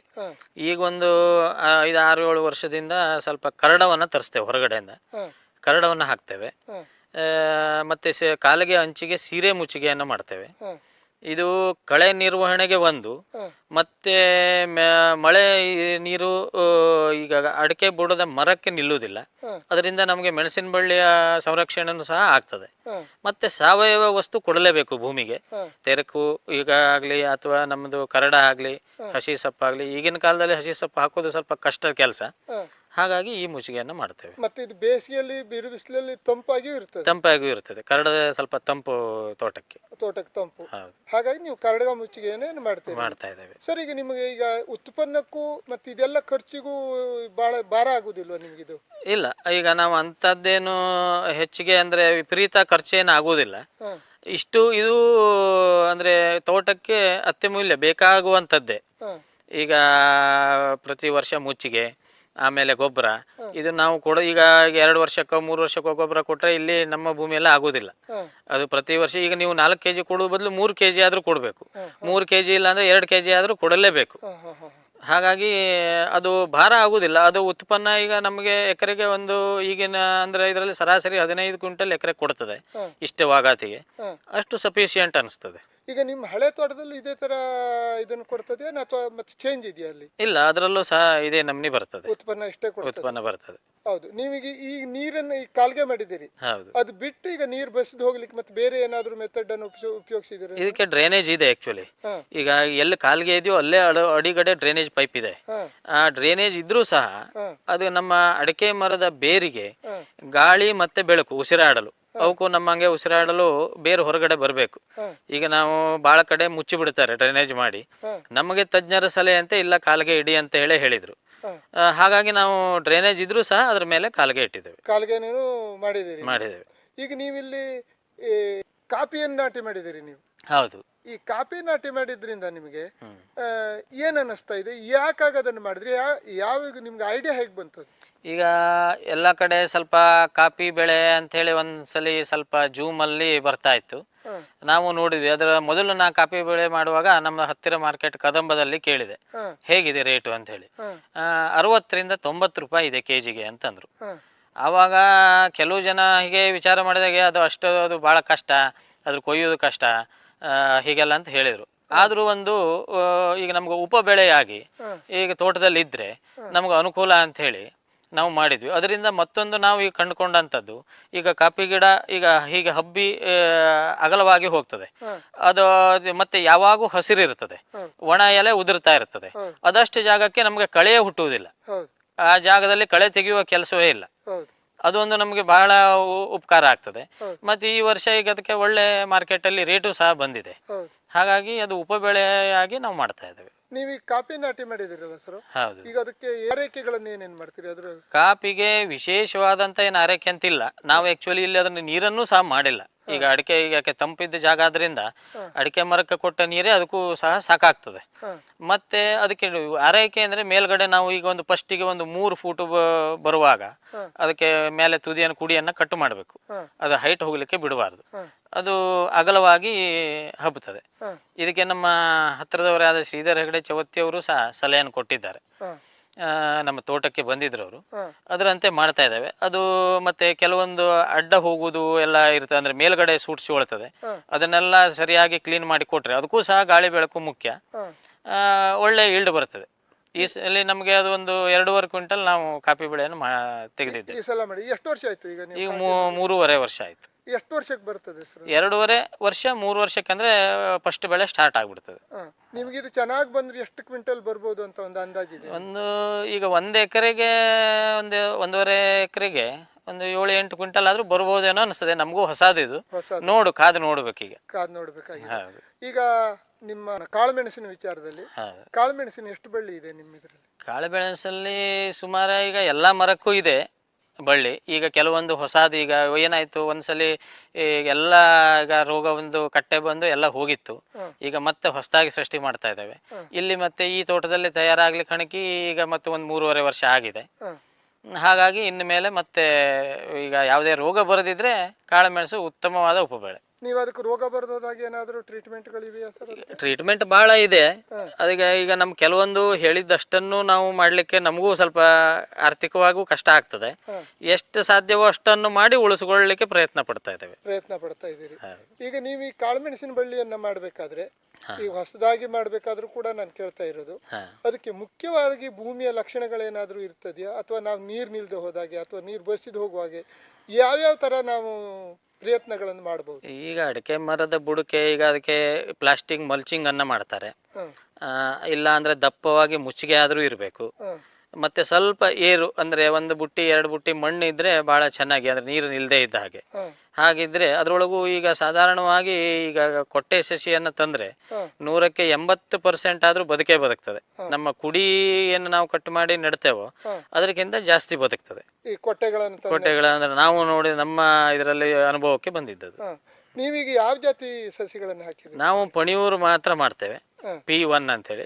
ಪಣಿಯೂರು ಅನ್ನನ್ನೇ ಜಾಸ್ತಿ ಮಾಡ್ತೇವೆ ಎಲ್ಲ ಕಡೆ. ನಿಮ್ಮಲ್ಲಿ ಇರೋದು ಪಣಿಯೂರು ಅನ್ನ ಮಾತ್ರ. ಹೌದು, ಅದು ಚೆನ್ನಾಗಿ ಬರ್ತದೆ. ಇಲ್ಲಿಯ ವಾತಾವರಣಕ್ಕೆ ಒಗ್ಕೊಳ್ತದೆ. ಹೌದು, ಅದನ್ನ ಮಾಡ್ತೀರಿ. ಅದಲ್ಲದೆ ನೀವೀಗ ಕಾಫಿ ಇದೆಯಲ್ಲ ಸರ್, ಯಾವ ಜಾತಿ ಗಿಡಗಳನ್ನು ನೀವು ನಾಟಿ ಮಾಡಿದ್ರಿ? ಇದು ಚಂದ್ರಗಿರಿ ಕಾಫಿ ಅಂತ ಹೇಳಿ. ಇದರಲ್ಲಿ 2 ನಮೂನಿ ಬರ್ತದೆ, ರೋಬಸ್ಟಾ ಮತ್ತೆ ಚಂದ್ರಗಿರಿ ಅಂತೇಳಿ. ಇಲ್ಲಿ ಸ್ವಲ್ಪ ಈ ಕಡೆ ಚಾಲ್ತಿಯಲ್ಲಿ ಇರುವುದು. ನಾವು ಎಲ್ಲ ಕಡೆ ಚಂದ್ರಗಿರಿ ಕಾಫಿಯನ್ನೇ ಮಾಡಿದ್ದೇವೆ. ಚಂದ್ರಗಿರಿ ಕಾಫಿ ಚೆನ್ನಾಗಿ ಆಗ್ತದೆ ಅಂತ ಹೇಳಿ. ನೀವು ಇದನ್ನ ಇಷ್ಟೆಲ್ಲ ಮಾಡ್ಬೇಕಾದ್ರೆ ಬೇರೆ ಕಡೆ ಹೋಗಿ ನೋಡ್ಕೊಂಡು ಬರೋದು ಅಥವಾ ಏನಾದ್ರೂ ಒಂದು ಪದ್ಧತಿ ಮಾಡ್ಕೊಂಡ್ರ, ಅಥವಾ ಇಲ್ಲ ಏನಾದ್ರೂ ನೀವಾಗೇ ಮಾಡಿ ಆ ನಂತರದಲ್ಲಿ ಬೇರೆಯವ್ರನ್ನ ಕೇಳುವಂತ ಪದ್ಧತಿ ಮಾಡಿದ್ರು? ಇಲ್ಲ, ಕೆಲವು ಕಡೆ ನಾವು ಪ್ಲಾಟಿಗೆಲ್ಲ ವಿಸಿಟ್ ಮಾಡಿದ್ದೇವೆ. ಈಗ ಯಾವ ರೀತಿ ಆಗ್ತಾ ಇದೆ, ಮತ್ತೆ ಕೆಲವೊಂದು ಅನುಭವಿ ಕೃಷಿಕರು, ನಾವು ಇನ್ನು ಇದರಲ್ಲಿ ಈಗ ಮೊದಲನೇ ಹೆಜ್ಜೆ ಅಂತ ಹೇಳ್ಬೋದು. ಅನುಭವಿ ಕೃಷಿಕರ ಅವ್ರ ಹತ್ರ ಸಂವಾದ ನಡೀತದೆ. ನಮ್ಮ ಚವತ್ತಿ ರಾಯರಿಗೆ ಯಾವಾಗಾದ್ರೂ ಫೋನ್ ಮಾಡ್ತಾ ಇರ್ತಾನೆ. ಹಾಗಾಗಿ ಕೆಲವೊಂದು ಅಂತ ತಜ್ಞರ ಹತ್ರ ಸಲಹೆ ಕೇಳ್ತಾ ಇರ್ತೇವೆ. ಕೇಳಿ ನೀವು ಅದನ್ನ ಹೀಗೆ ಮಾಡಿದ್ರೆ ಹೇಗೆ, ಹೀಗೆ ಇದರಿಂದ ಏನಾಗ್ತದೆ, ಇದು ಮಾಡ್ಲಿಲ್ಲ ಅಂದ್ರೆ ಏನಾಗ್ತದೆ, ಇಂಥದನ್ನೆಲ್ಲ ಬಹಳಷ್ಟು ಮಿತ್ರರಿದ್ದಾರೆ, ಅವ್ರ ಕಡೆ ಎಲ್ಲ ಕೇಳ್ಕೊಳ್ತೇನೆ. ನೀವು ಮೂಲತಃ ನೀವು ಗಾಡಿ ವ್ಯಾಪಾರ ಮಾಡ್ತಾ ಇದ್ರಿ, ಅಂದ್ರೆ ಬೈಕ್ ಉದ್ಯೋಗಗಳನ್ನು ಮಾಡ್ತಾ ಇದ್ರಿ, ಆ ನಂತರ ಕಬ್ಬಣದ ಅಂಗಡಿ ನಡೆಸ್ತಾ ಇದ್ರಿ. ಅದೆಲ್ಲವನ್ನ ಜೊತೆಯಲ್ಲಿ ಅಥವಾ ಅದನ್ನು ಬಿಟ್ಟು ಇವಾಗ ನೀವು ಇದನ್ನು ಮಾಡಬೇಕು ಅನ್ನುವಂತ ಆಸಕ್ತಿ ನಿಮ್ಗೆ ಹೇಗೆ ಬಂತು? ಈಗ ನಾನು ಈಗ ಮೊದಲು ಮನೆಯಲ್ಲೇ ಈಗ SSLC ಮುಗಿದ ನಂತರ ಒಂದು 2 ವರ್ಷ ಕಾಲೇಜಿಗೆ ಹೋದೆ. ಶಿಕ್ಷಣದಲ್ಲಿ ಅಷ್ಟೇನು ಮುಂದುವರಿಯೋ ಇಂಟ್ರೆಸ್ಟ್ ಇರಲಿಲ್ಲ. ಏನಾದರೂ ಮಾಡಬೇಕು ಬೇರೆದು ಅಂತ ಹೇಳಿ ಆವಾಗ ನಾನು ಈ ಗಾಡಿಯ ದ್ವಿಚಕ್ರ ವಾಹನದ ರಿಪೇರಿ ಇದನ್ನೆಲ್ಲ ಕಲಿತು ದಾಂಡೇಲಿಯಲ್ಲಿ ಒಂದು 12-13 ವರ್ಷ ಸೇಲ್ಸ್ ಆ್ಯಂಡ್ ಸರ್ವಿಸ್ ಶೋರೂಮ್ ಮಾಡಿದ್ದೆ. ಆ ನಂತರದಲ್ಲಿ ಸ್ವಲ್ಪ ನನಗೆ ಆರೋಗ್ಯದಲ್ಲಿ ತೊಂದರೆ ಬಂತು. ಮನೆಗೆ ಬರುವ ಅಂಥೇಳಿ ಮನೆಗೆ ಬಂದ ಮೇಲೆ ನನಗೆ ಕೃಷಿಯಲ್ಲಿ ಮೊದಲಿಂದನೂ ಆಸಕ್ತಿ. ನಾ ಎಲ್ಲೇ ಹೊರಗಡೆ ಇದ್ರು ಪ್ರತಿ ವಾರಕ್ಕೆ 1 ಸಲ ಆದರೂ ಮನೆಗೆ ಬಂದೇ ಬರ್ತಿದ್ದೆ. ಏನಾಯ್ತು, ಇಲ್ಲಿ ತೋಟ ಹೇಗೆ, ಅಷ್ಟು ಅಂದರೆ ಅದರ ಬಗ್ಗೆನೂ ಸ್ವಲ್ಪ ಆಸಕ್ತಿ ಇತ್ತು. ಅದರ ನಂತರ ಪೂರ್ತಿ ಪ್ರಮಾಣದಲ್ಲಿ ಕೃಷಿಯಲ್ಲೇ ತೊಡಗಿಸಿಕೊಂಡಿದ್ದೇನೆ. ನೀವೊಬ್ಬರು ಯುವಕರು, ಇವಾಗ ನೀವು ಯುವಕರಾಗಿ ಹಳ್ಳಿಗೆ ಬಂದು ಕೃಷಿಯನ್ನು ಮಾಡ್ತಾ ಇದ್ದೀರಿ. ಅದು ಹೊಸದಾಗಿ ಇಲ್ಲಿ ತೋಟಗಳನ್ನು ಕೂಡ ನೀವು ಮಾಡಿದಿರಿ. ಮೊದಲಿದ್ದ ನಿಮ್ಮ ತೋಟವನ್ನು ಹೊರತುಪಡಿಸಿ ಹೊಸದಾಗಿ ಇಲ್ಲಿ ಮಾಡಿದಿರಿ. ನೀವು ಈ ತೋಟವನ್ನೆಲ್ಲ ಮಾಡಿ ಕೃಷಿಯಲ್ಲಿ ತೊಡಕೊಂಡ್ರೆ ಬೇರೆ ಯುವಕರಿಗೂ ಕೂಡ ನಿಮ್ಮ ಕಿವಿ ಮಾತೇನು ಹೇಳ್ತೀರಿ? ಈಗಿನ ಕಾಲದಲ್ಲಿ ಈಗ ಕೃಷಿಯಲ್ಲಿ ಇದ್ದಷ್ಟು ಸಮಾಧಾನ ನೆಮ್ಮದಿಯಲ್ಲೂ ಇಲ್ಲ. ಈಗ ಹೊರಗಡೆ ಲಕ್ಷ ಗಳಿಸ್ಬೋದು ತಿಂಗಳಿಗೆ. ಇಲ್ಲಿ ಪ್ರತಿ ತಿಂಗಳ ಕೈಯಲ್ಲಿ ದುಡ್ಡು ಕಾಣದಿದ್ರು ವರ್ಷಕ್ಕೊಂದ್ಸಲಿ ಕಾಣ್ಬೋದು. ಮತ್ತೆ ನೆಮ್ಮದಿ ಮತ್ತೆ ಆರೋಗ್ಯ ಕೃಷಿಯಲ್ಲೇ ಇದೆ. ಈಗ ಅಲ್ಲಿಯ ಒತ್ತಡ ಜೀವನ ಇಲ್ಲಿ ಇಲ್ಲ. ಪೇಟೆಯಲ್ಲಿರುವ ಏನು ಒತ್ತಡ ಜೀವನ ಇರ್ತದೆ ಅದು ಈ ಕೃಷಿಯಲ್ಲಿಲ್ಲ. ಇಲ್ಲಿ ನೆಮ್ಮದಿಯನ್ನು, ಇಲ್ಲಿ ನಮಗೆ ನಾವೇ ಬಾಸ್, ಯಾವುದಕ್ಕೂ ಟೈಮಿಂಗ್ ಇಲ್ಲ. ಒಂದು ದಿವಸ ಇವತ್ತು ತೋಟಕ್ಕೆ ಹೋಗಿಲ್ಲ ಅಂದರೆ ಯಾಕೆ ತೋಟಕ್ಕೆ ಬಂದಿಲ್ಲ ಅಂತ ಯಾರು ನಮ್ಮನ್ನು ಕೇಳೋದಿಲ್ಲ. ಮನೆಯಲ್ಲೇ ಬೇಕಾದರೆ ಇಡೀ ದಿವಸ ಕುತ್ಕೊಂಡಿರ್ಬೋದು, ಇಡೀ ದಿವಸ ತೋಟದಲ್ಲೇ ಇದ್ದರೂ ಯಾಕೆ ಇವತ್ತು ಇಡೀ ದಿವಸ ತೋಟದಲ್ಲೇ ಇದೆ ಅಂತ ಯಾರೂ ಕೇಳುವಾಗಿಲ್ಲ. ಹಾಗಾಗಿ ಇಂಥ ಜೀವನವನ್ನು ನೀವು ಮಿಸ್ ಮಾಡ್ಕೊಳ್ಬೇಡಿ ಅಂಥೇಳಿ ಯುವಕರಿಗೆ ಈಗಿನ ಕಾಲದಲ್ಲಿ ಹೇಳ್ತೇನೆ. ಈಗ ನೀವು ಈ ಅಡಿಕೆ ಕೃಷಿಯನ್ನು ಬಿಟ್ಟು, ಕಾಳುಮೆಣಸು ಕಾಫಿಯನ್ನು ಬಿಟ್ಟು, ನೀವು ಅದು ಬಿಟ್ಟು ನೀವೀಗ ಏನ್ ಮಾಡಿದಿರಿ ಅಂದ್ರೆ ಹಲಸನ್ನು ಬೆಳೆದಿದ್ದೀರಿ, ಮಾವನ್ನು ಬೆಳೆದಿದ್ದೀರಿ. ಅದ್ರ ಬಗ್ಗೆ ಒಂಚೂರು ನಮ್ಗೆ ಹೇಳ್ರಿ ಸರ್. ಈಗ ನಾವು ಇಲ್ಲಿ ತೋಟ ಫಸ್ಟ್ ಹಾಕುವಾಗಲೇ ಇದು ನಾನೇ ಈಗ ದಾಂಡೇಲಿಯಿಂದ ಬಂದ ನಂತರ ಹಾಕಿದ ತೋಟ ನಾವೇ ಹಾಕಿ ಈಗ ಫಲ ಇದು ಒಂದಿದೆ, ಮತ್ತೊಂದು ತೋಟ ಅಲ್ಲಿದೆ, ನಿಮಗೆ ತೋರಿಸ್ತೇನೆ. ಅಲ್ಲಿ ಏಲಕ್ಕಿಯನ್ನು ಸಹ ಬೆಳೆದಿದ್ದೇವೆ. ಈಗ ಹಲಸು ಮಾವು ಎಲ್ಲ ತೋಟ ಹಾಕುವಾಗೆ ನೆಟ್ಟಿದ್ವಿ. ಅಂದರೆ ಆವಾಗೇ ಪ್ಲ್ಯಾನ್ ಮಾಡಿಕೊಂಡು ಈಗ ಹಲಸಿಂದ ಒಂದು ಪ್ರಯೋಜನ ಅಂದರೆ ಈಗ ಮನೆಗೆ ಏನು ಹಪ್ಪಳ ಮತ್ತು ಈ ಸಂಡಿಗೆ ಇಂಥದ್ದು ಈಗ ಕಜ್ಜಾಯಕ್ಕೆ ಆಯಿತು. ಮುಂದೊಂದು ದಿನ ನಮ್ಮ ಮಾಲ್ಕಿ ಜಾಗದಲ್ಲಿದ್ದರೆ ಅದಕ್ಕೆ ಒಳ್ಳೆಯ ವ್ಯಾಲ್ಯೂ ಇದೆ ನಾಟಕ್ಕೆ. ಹಾಗಾಗಿ ಹಲಸನ್ನೇ ಸುತ್ತಮುತ್ತಲು ಒಂದು 50ರಿಂದ 100 ಗಿಡಗಳನ್ನು ನೆಟ್ಟಿದ್ದೇವೆ. ಕಸಿ ಮಾವಿನ ಹಣ್ಣು ಇಂಥದ್ದೆಲ್ಲ ನಾವು ಫಲ ವಸ್ತುವನ್ನು ಸಾಧಾರಣವಾಗಿ ಆ ಟೈಪು ತಿನ್ನುವ ವಸ್ತುವನ್ನು ನಾವು ಯಾವಾಗೂ ಮಾರಾಟ ಮಾಡಿಲ್ಲ ಇವತ್ತಿನವರೆಗೂ. ಮಾವಿನ ಹಣ್ಣೆಲ್ಲ ನಮ್ಮ ಊರಿನಲ್ಲಿ ನಮ್ಮ ಸ್ನೇಹಿತರಿಗೆ ಎಲ್ಲ ಹೆಚ್ಚಿಗೆ ಬಂದಷ್ಟು ಎಲ್ಲ ಕೊಡ್ತೇವೆ. ಅದರೊಳಗೇನು ಉತ್ಪನ್ನ ಅಂತ ಹೇಳಿ ಅದನ್ನು ಮಾಡಿಲ್ಲ. ಈಗ ನೀವು ಲವಂಗ ಕೂಡ ಬೆಳೆದಿದ್ದೀರಿ ಸರ್. ಹೌದು. ಈ ಲವಂಗವನ್ನು ಬೆಳೆಯೋದನ್ನ ಏನು ಮನೆ ಖರ್ಚಿಗಾಗಷ್ಟೇ ಮಾಡಿ? ಇಲ್ಲ ಇಲ್ಲ, ಅದು ಕೇವಲ ಮನೆ ಖರ್ಚಿಗಾಗಷ್ಟೇ. ಅದು ಯಾವುದೇ ಇದರ ಉದ್ದೇಶ ಇಲ್ಲ. ಎಷ್ಟು ಗಿಡ ಬೆಳೆದಿದ್ದೀರಿ? ಒಂದು 8-10 ಗಿಡ ಇದೆ ಅಷ್ಟೇ. ಅದು ಮನೆಗಷ್ಟೇ? ಮನೆಗಷ್ಟೇ ಅಂತ ಹೇಳಿ ಬೆಳೆದಿದೆ. Okay sir. ಯಾಲಕ್ಕಿ ಅಂತ ಹೇಳಿದ್ರಿ, ಯಾಲಕ್ಕಿಯಲ್ಲಿ ಚೆನ್ನಾಗಿ ಆಗ್ತದೆಯಾ? ಯಾಲಕ್ಕಿ ಇನ್ನು ಬೆಳೆ ಬರುವ ಹಂತದಲ್ಲಿದೆ. ಆದರೆ ಈಗಿನ ಇದರ ಪ್ರಕಾರ ಯಾಲಕ್ಕಿ ಆಗೋದು ಬಹಳ ಕಷ್ಟ. ಯಾಕೆಂದ್ರೆ ಟೆಂಪ್ರೇಚರ್ ಅದಕ್ಕೆ 35 ಮೇಲೆ ಈಗ ಎಲ್ಲ ಹೋಗ್ತಾ ಇದೆ. 40ವರೆಗೂ ನಮ್ಮ ಕಡೆನೂ ಟೆಂಪ್ರೇಚರ್ ಇರೋದ್ರಿಂದ ಕಸ್ತ್ರ ಬರ್ತದೆ. 1 ಫೂಟು 2 ಫೂಟ್ ಉದ್ದ ಕಸ್ತ್ರ ಬರ್ತದೆ, ಆದರೆ ಕಾಯಿ ನಿಲ್ತಾ ಇಲ್ಲ. ಹಾಗಾಗಿ ಮುಂದೆ ಈ ಹೀಟಿಗೆ ಯಾಲಕ್ಕಿ ಮಾಡೋದು ಸ್ವಲ್ಪ ಕಷ್ಟ ಅನಿಸ್ತಾ ಇದೆ. ನೀವು ಎಷ್ಟು ಗಿಡ ಯಾಲಕ್ಕಿ ಗಿಡ ಮಾಡಿದಿರಿ? ನಾವು ಒಂದು 500ರಿಂದ 600 ಹಿಂಡಿತ್ತು ಮಾಡಿದ್ದೇವೆ. ಆದರೆ ನಿರೀಕ್ಷಿತ ಪ್ರಮಾಣದಲ್ಲಿ ಇದಾಗ್ತಾ ಇಲ್ಲ. ನೋಡಬೇಕು ಮುಂದಿನ ದಿನಗಳಲ್ಲಿ ಅದು ಬಂದಿಲ್ಲ ಅಂದ್ರೆ ಅದನ್ನು ಸಹ ಕಾಪಿಯನ್ನೇ ಮಾಡುವ ಉದ್ದೇಶ ಇದೆ. ನಿಮ್ಮಲ್ಲಿ ಈಗ ತೆಂಗಿನ ಗಿಡಗಳು ಎಷ್ಟು ಇದಾವೆ? ತೆಂಗಿನ ಗಿಡ ಒಂದು ಎಲ್ಲ ಒಂದು 100 ತೆಂಗಿನ ಗಿಡ ಇಡ್ಬೋದು. ಅಂದರೆ ಎಲ್ಲ ಫಲಕ್ಕೆ ಬರುವುದಲ್ಲ, ಈಗ ಎಲ್ಲ ನೆಟ್ಟಿರುವುದು ಇದೆ. ಎಲ್ಲ ತೋಟದ ಪ್ರತಿ ಬಣ್ಣದ ಮೇಲೆ ಒಂದೊಂದು ತೆಂಗಿನ ಗಿಡ ಇದೆ. ಇನ್ನೆಲ್ಲ ಫಲಕ್ಕೆ ಬರಬೇಕು. ಈಗ ಫಲಕ್ಕೆ ಬರೋ ತೆಂಗಿನ ಗಿಡದಲ್ಲಿ ಚೆನ್ನಾಗಿ ಫಲ ಬರುತ್ತೆ? ಹಾಂ, ನಮಗೆ ಮನೆಗೆ ಸಾಕಾಗುವಷ್ಟು ಕಾಯಿ ಎಣ್ಣೆ ಇದು ನಮಗೆ ಮನೆಗೆ ಸಾಕಾಗುವಷ್ಟು ಇದೆ. ಎಲ್ಲ ಚೆನ್ನಾಗಿ ಬರ್ತದೆ. ನೀವು ಆದ್ರೆ ಖುಷಿಯಿಂದ ಇದ್ದೀರಿ? ಖುಷಿಯಿಂದ ಇದ್ದೇನೆ ಕೃಷಿಯಲ್ಲಿ. ನಿಮ್ಮ ಮನೆಯಲ್ಲಿ ಎಷ್ಟು ಜನ ಇದ್ದೀರಿ ನೀವು? ನಾವು ನಮ್ಮ ತಂದೆ ತಾಯಿ, ನಾನು, ನಮ್ಮ ಹೆಂಡತಿ, ನನಗೆ ಒಂದು ಮಗಳಿದ್ದಾಳೆ. ಇವರ ಜಮೀನು 3 ಕಡೆ ಇದೆ. ಮನೆಯ ಹತ್ತಿರ ಹಳೆ ತೋಟ, ಸ್ವಲ್ಪ ದೂರದಲ್ಲಿ 13 ವರ್ಷಗಳ ಹಿಂದೆ ನಾಟಿ ಮಾಡಿದ ತೋಟ, ಮತ್ತೊಂದು ಕಡೆ 4 ವರ್ಷಗಳ ಹಿಂದೆ ಗಿಡ ಹಚ್ಚಿದ ತೋಟ. ಇವರು ತಮ್ಮ ಹೊಸ ತೋಟಗಳಿಗೆ ಪ್ರತ್ಯೇಕವಾದ ನೀರಿನ ವ್ಯವಸ್ಥೆ ಮಾಡಿಕೊಂಡಿದ್ದಾರೆ. 2 ಕಡೆಗಳಲ್ಲಿಯೂ ಬಾವಿಗಳಿವೆ. ಒಂದು ಕಡೆ 3 ಬಾವಿಗಳನ್ನು ಒಟ್ಟಿಗೆ ಮಾಡಿ ಅವುಗಳಿಗೆ ತಳದಲ್ಲಿ ಪೈಪಿನ ಮೂಲಕ ಒಂದಕ್ಕೊಂದು ಲಿಂಕು ಮಾಡಿರುತ್ತಾರೆ. ಅಲ್ಲದೆ ಆ ಬಾವಿಗೆ ಕಾಳಾವರ್ ಬಾವಿ ಎಂಬ ಹೆಸರನ್ನು ಇರಿಸಿರುತ್ತಾರೆ. ಮತ್ತೊಂದೆಡೆ 2 ಬಾವಿಗಳನ್ನು ಅಕ್ಕಪಕ್ಕದಲ್ಲೇ ಮಾಡಿ ಪೈಪ್ ಮೂಲಕ ತಳದಲ್ಲಿ ಒಂದಕ್ಕೊಂದು ಲಗತ್ತಿಸಿರುತ್ತಾರೆ. ಹಾಗೆ ಮಾಡಿರುವುದರಿಂದ ನೀರು ಜಾಸ್ತಿ ಸಂಗ್ರಹವಾಗುತ್ತದೆಂಬುದು ಇವರ ಅನುಭವದ ಮಾತಾಗಿರುತ್ತದೆ. ಗಿಡಗಳಿಗೆ ಬೇಕಾದ ಪೋಷಕಾಂಶಗಳನ್ನೆಲ್ಲ ನೀರಿನ ಮೂಲಕವೇ ಒದಗಿಸುವ ಇವರು ನೀರನ್ನು ಅತ್ಯಂತ ಮಿತವ್ಯಯವಾಗಿ ಬಳಸುತ್ತಾರೆ. ಇದು ವೆಂಚುರಿ ಸಿಸ್ಟಮ್. ಇದಕ್ಕೆ ನಾವು ಇಲ್ಲಿ ಗೊಬ್ಬರ ಮಿಕ್ಸ್ ಮಾಡ್ತೇವೆ. 200 ಲೀಟರ್ ಬ್ಯಾರೆಲ್ ಇದೆ ಇದರಲ್ಲಿ. ಈಗ ಡ್ರಿಪ್ನಲ್ಲಿ ನಮಗೆ ನೀರು ಹೋಗುವಾಗ ಇದು ಫಿಲ್ಟರ್ಗಿಂತ ಮುಂದೆ ಕೊಂಡಿಸಬೇಕಾಗ್ತದೆ ವೆಂಚುರಿಯನ್ನು. ನೀರು ಬಿಡುವಾಗ ಅದ್ರ ಸಂಗಡ ಗೊಬ್ಬರನೂ ಹೋಗ್ತದೆ. ಇದು ಈಗ 3 ವರ್ಷದ ಹಿಂದೆ ನಾಟಿ ಮಾಡಿದ ತೋಟ. ಅಡಿಕೆ ಮಡಿಕೆಗಳೆಲ್ಲ ಗಣ್ಣು ಬಿಡಿಸಿ ಎತ್ತರವಾಗಿ ಬೆಳೆದಿವೆ. ಕೆಲವು ಅಡಿಕೆ ಮಡಿಕೆಗಳಿಗೆ ಸಿಂಗಾರವೂ ಮೂಡಿದ್ದು 4 ಗೊನೆಗಳ ತನಕ ಬಿಟ್ಟಿರುವುದನ್ನು ಗಮನಿಸಬಹುದು. ತಮ್ಮದೇ ಆದ ಪುಟ್ಟ ನರ್ಸರಿಯನ್ನು ಇವರು ಮಾಡಿಕೊಂಡಿದ್ದಾರೆ. ತಮ್ಮ ತೋಟಕ್ಕೆ ಬಳಸಿ ಮಿಕ್ಕುಳಿದ ಅಡಿಕೆ ಗಿಡಗಳನ್ನು ಬೇಕಾದವರಿಗೆ ಮಾರಾಟ ಮಾಡುತ್ತಾರೆ. ಇವರ ಈ ಹೊಸ ತೋಟದಲ್ಲಿ 500ಕ್ಕೂ ಹೆಚ್ಚು ಯಾಲಕ್ಕಿ ಗಿಡಗಳಿವೆ. ಆದರೆ ವಾತಾವರಣದ ವ್ಯತ್ಯಾಸದಿಂದಾಗಿ ಇವರ ನಿರೀಕ್ಷೆಯಂತೆ ಅವು ಫಲ ಕೊಡುತ್ತಿಲ್ಲ. ಇಲ್ಲಿ ಬಾಳೆ ಕೂಡ ಬೆಳೆಸಿದ್ದಾರೆ. ಅದರ ಗೊನೆಗಳನ್ನು ಮಾರಿ ಲಾಭವಾಗುತ್ತದೆ ಎನ್ನುವುದಕ್ಕಿಂತ ಅಡಿಕೆ ಸಸಿ ಮೇಲೇಳುವ ತನಕ ತಂಪಿಗಾಗಿ ಎಂಬ ಉದ್ದೇಶವೇ ಮುಖ್ಯವಾಗಿದೆ. ನೀವು ಈ ತೋಟ ಮಾಡಿ ಎಷ್ಟು ವರ್ಷ ಆಯ್ತು? ಈ ತೋಟಕ್ಕೆ ಈಗ 4ನೇ ವರ್ಷ. ಈ ಜೂನ್ ಬಂದರೆ 4 ವರ್ಷ ಮುಗೀತದೆ. 4ನೇ ವರ್ಷಕ್ಕೆ ಈಗ ಇದು ಹುಸಿ ಫಲ ಬಂದಿದೆ. ಇದಕ್ಕೂ ಸಹ ನಾವು ವೆಂಚುರಿ ಸಿಸ್ಟಮಲ್ಲೇ ಪ್ರತಿ ತಿಂಗಳ ಮೈಕ್ರೋನ್ಯೂಟ್ರಿಯೆಂಟ್ಸನ್ನು ತಜ್ಞರ ಸಲಹೆಯಂತೆ ಬಿಡುತ್ತೇವೆ. ಮತ್ತೆ ಸಾವಯವ ಗೊಬ್ಬರವನ್ನು ಸಹ ಕೊಡ್ತೇವೆ. ಸಾವಯವ ಗೊಬ್ಬರ ಅಂದ್ರೆ ನೀವು ನಮ್ದು ಪ್ರಭು ಅಗ್ರಿಗೋಲ್ಡ್. ಪ್ರಭು ಅಗ್ರಿಗೋಲ್ಡನ್ನೇ ಕೊಡ್ತೀವಿ? ಹೌದು, ಅದನ್ನೇ ಕೊಡೋ ಮೆಥಡ್ ಎಲ್ಲ ಅದೇ ತರವೇ ಕೊಡ್ತೇವೆ. ಅದರ ಈಗ ನಾವು ಗಿಡದ ಅರ್ಧ ಚಂದ್ರಾಕೃತಿಯಲ್ಲಿ ಕಾಲಿಗೆ ಬದಿಗೆ ಹಾಕುವುದಿಲ್ಲ ಯಾವುದೇ ಗೊಬ್ಬರನ ಕೊಡುವಾಗ. ಮತ್ತೆ 1.5 ಫೂಟು 2 ಫೂಟ್ನಷ್ಟು ಹೊರಗಡೆ ಕೊಡ್ತೇವೆ ಗಿಡದ ಹೊರಗಡೆ. ಅರ್ಧ ಚಂದ್ರಾಕೃತಿಯಲ್ಲಿ ಕೊಡ್ತೇವೆ. ನಿಮಗೆ ಈಗಲೇ ಫಲ ಬರ್ತಾ ಇದೆಯಲ್ಲ ಸರ್ ಇದು? ಹೌದು, 4ನೇ ವರ್ಷ. ಇಷ್ಟೆಲ್ಲ ಚೆನ್ನಾಗಿ ಗಿಡ ಬೆಳಿಲಿಕ್ಕೆ ನೀವು ಬೇರೆ ಬೇರೆ ಏನಾದ್ರು ಆರೈಕೆ ಮಾಡಿದ್ರೆ ಅಥವಾ? ಈಗ ಇದೇ ಸೇಮ್ ಸಿಸ್ಟಮ್ ವೆಂಚುರಿಯಲ್ಲಿ ಬಿಡುವಂತದ್ದು. ಆಮೇಲೆ ಇದಕ್ಕೆ ಏನ್ ಮಾಡಿದೆ, ಈಗ 4 ವರ್ಷದವರೆಗೆ ಜೂನಲ್ಲಿ ಅಂದ್ರೆ 4 kg ಒಂದೇ ಸಲ ಕೊಡ್ತಾ ಇಲ್ಲ. ಜೂನಲ್ಲಿ 2 kg, ಅಕ್ಟೋಬರ್ ಅಲ್ಲಿ 2 kg ಮಾಡಿದೆ. 2 ಸಲ ಕೊಟ್ಟಿದೆ. ಅಂದ್ರೆ ಸಣ್ಣ ಅಂದ್ರೆ ಈಗ ಶಸಿ ಆಗಿರೋದ್ರಿಂದ ಅದಕ್ಕೆ 2 ಸಲ ಕೊಡಿ. ಈಗ ಮುಂದಿನ ಈಗ ಹುಸಿ ಫಲ ಬಂದ ನಂತರ ಇನ್ನು ವರ್ಷಕ್ಕೆ 1 ಡೋಸ್ ಸಾಕಾಗ್ತದೆ. ಅಂದ್ರೆ 4 kg ಕೊಡುವುದು, ಅದ್ರ ಡಿವೈಡ್ ಮಾಡಿ ಕೊಡುವುದಕ್ಕಿಂತ ಅಂದ್ರೆ ನಮ್ಗೆ ಲೇಬರು ಉಳಿತದೆ, ಎಲ್ಲ ಉಳಿತದೆ ಅದರಿಂದ.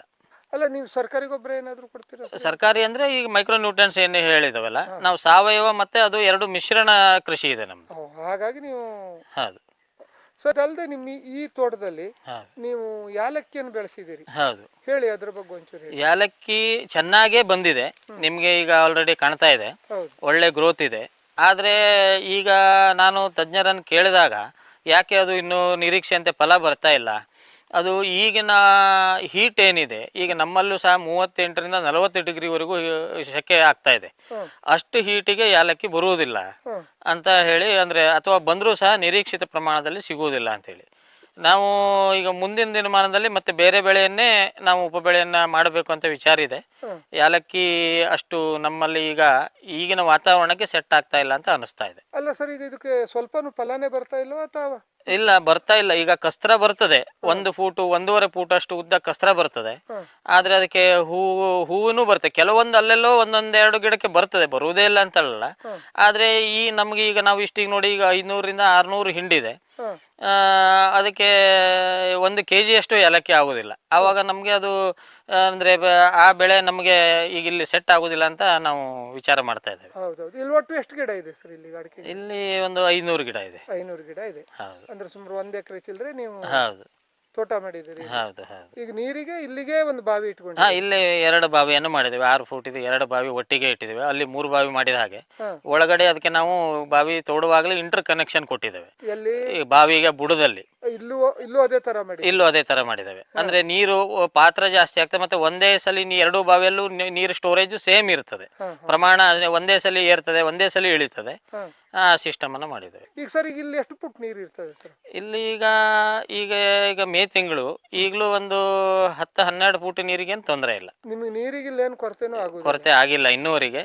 ನೋಡ್ಬೇಕು ಮುಂದಿನ ದಿನಮಾನದಲ್ಲಿ ಏನಾಗ್ತದೆ ಅಂತ. ಮತ್ತೆ ನೀರನ್ನ ನೀವು ಲಿಮಿಟ್ ಆಗಿ ಬಳಸ್ತಾ ಇದ್ದೇನೆ. ಇಲ್ಲಿ ನಾನು ಕೇವಲ ದಿವಸಕ್ಕೆ 20 ನಿಮಿಷ ಮಾತ್ರ ಕೊಡ್ತೇನೆ ಈ ತೋಟಕ್ಕೆ. ಅದು ಒಂದು ನಿರ್ದಿಷ್ಟ ಟೈಮಿಂಗ್ ಇರ್ತದೆ. ಈಗ ಡೈಲಿ ಸಂಜೆ 5 ಗಂಟೆಗೆ ಅಂದ್ರೆ 5 ಗಂಟೆಗೆ 5ರಿಂದ 5:20 ನಿಮಿಷ. ಈಗ ಕರೆಂಟ್ ಹೋದಾಗ ವ್ಯತ್ಯಯ ಆಗ್ತದೆ, ಆದಷ್ಟು ಅದನ್ನ ಮೇಂಟೈನ್ ಮಾಡ್ತೇವೆ. ಪ್ರತಿ ತೋಟಕ್ಕೂ ಇಂಥ ಟೈಮಿಗೆ ಇಂತಿಷ್ಟು ಮಾತ್ರ ಅಂತ ಹೇಳಿ ಅದನ್ನೇ ಮಾಡ್ತೇವೆ. ಸರ್, ನೀವು ಇದನ್ನೆಲ್ಲ ಮಾಡ್ಬೇಕಾದ್ರೆ ನಿಮಗೆ ಮನೆಯವರ ಸಹಕಾರ ಬೇಕು ಮತ್ತು ಬೇರೆ ಬೇರೆ ಸಹಕಾರಗಳು ಬೇಕಾಗ್ತದೆ. ಹೇಗಿದೆ ಸರ್, ಯಾರ್ಯಾರು ನಿಮ್ಗೆ ಸಹಕಾರ ಮಾಡಿದ್ದಾರೆ? ಇಲ್ಲ, ಇದರಲ್ಲಿ ಈಗ ನಮ್ಮ ಮನೆಯಲ್ಲಿ ನಮ್ಮ ತಂದೆಯವರದ್ದು ಸಂಪೂರ್ಣ ಸಹಕಾರ, ನಮ್ಮ ಮಡದಿಯವರದ್ದು ಸಹ ಸಂಪೂರ್ಣ ಸಹಕಾರ ಇದೆ. ನಮ್ಮ ಮಗಳಿಗೂ ಸಹ ಅವಳು ಇಂಜಿನಿಯರಿಂಗ್ ಓದ್ತಾ ಇದ್ದಾಳೆ. ಅವಳಿಗೂ ಈ ಕೃಷಿ ಬಗ್ಗೆ ನಾವು ಆವಾಗ ಮಾಹಿತಿಯನ್ನು ಕೊಡ್ತಾ ಇರ್ತೇನೆ. ಹೀಗಿದೆ, ಅವಳು ಪ್ರತಿ ಸಲ ಮನೆ ಬಂದಾಗಲೂ ಎಲ್ಲ ತೋಟಕ್ಕೆ ಕರೆದುಕೊಂಡು ಓಡಾಡ್ತೇನೆ. ಈಗ ಗಂಡು ಮಕ್ಕಳು ಹೆಣ್ಮಕ್ಳು ಅಂತ ಭೇದ ಭಾವ ಮಾಡೋದಿಲ್ಲ. ಯಾಕಂದರೆ ಮುಂದೆ ಅವರಿಗೂ ಅದರ ಸ್ವಲ್ಪ ಆದರೂ ಆಸಕ್ತಿ ಬರಲಿ, ಅದ್ರ ಬಗ್ಗೆ ಇಂಟ್ರೆಸ್ಟ್ ಇರಲಿ ಅಂಥೇಳಿ. ಆಮೇಲೆ ಸಹಕಾರಿ ಸಂಘಗಳು ನಮಗೆ ಭಾಳ ಸಹಾಯ ಮಾಡ್ತವೆ. ಈ ಉದಾಹರಣೆಗೆ ನಮ್ಮದು ಉಮ್ಮಚ್ಗಿಯಲ್ಲಿ ವ್ಯವಸಾಯ ಸಹಕಾರಿ ಸಂಘ ಉಮ್ಮಚ್ಗಿ, ಅವರ ಅಧ್ಯಕ್ಷರು MG ಭಟ್ರವರು ನಮಗೆ ಭಾಳ ಸಹಕಾರ ಮಾಡ್ತಾರೆ. ನಾವು ಇದಕ್ಕೆ ಬೇಕಾಗುವಂಥ ಕೆಲವು ಗೊಬ್ಬರ ಈಗ ಇದನ್ನೆಲ್ಲ ಅವರ ಸಂಘದ ಮುಖಾಂತರನೇ ಮಾಡ್ತೇವೆ. ಅವರು ಮತ್ತು ಉತ್ತಮ ಕೃಷಿಕರು ಹೌದು, ಒಳ್ಳೆಯ ಮಾರ್ಗದರ್ಶನವೂ ಇದೆ, ಆತ್ಮೀಯವರು ಹೌದು. ಅದರಂತೆ ನಮ್ಮ TRCಯಲ್ಲಿ ನಮ್ಮದು ವ್ಯವಹಾರ ಇದೆ ಸಿರ್ಸಿಯಲ್ಲಿ.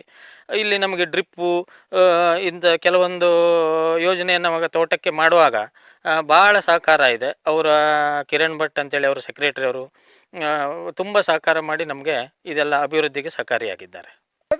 ಅಡಿಕೆ ಇರ್ಬೋದು, ಕಾಳುಮೆಣಸು ಇರ್ಬೋದು, ಎಲ್ಲ ಕೊಡ್ತೀರಿ ಸರ್? ಎಲ್ಲ ಸಹಕಾರಿ ಸಂಘಗಳ ಮೂಲಕ ವ್ಯವಹಾರ ಮಾಡ್ತೇವೆ. GT ಎಂದೇ ಗುರುತಿಸಿಕೊಂಡಿರುವ ಇವರು ಉತ್ತರ ಕನ್ನಡ ಜಿಲ್ಲೆ ಯಲ್ಲಾಪುರ ತಾಲೂಕು ಉಮ್ಮಚ್ಗಿ ಪಕ್ಕದ ಶೀಗೆಮನೆಯವರು.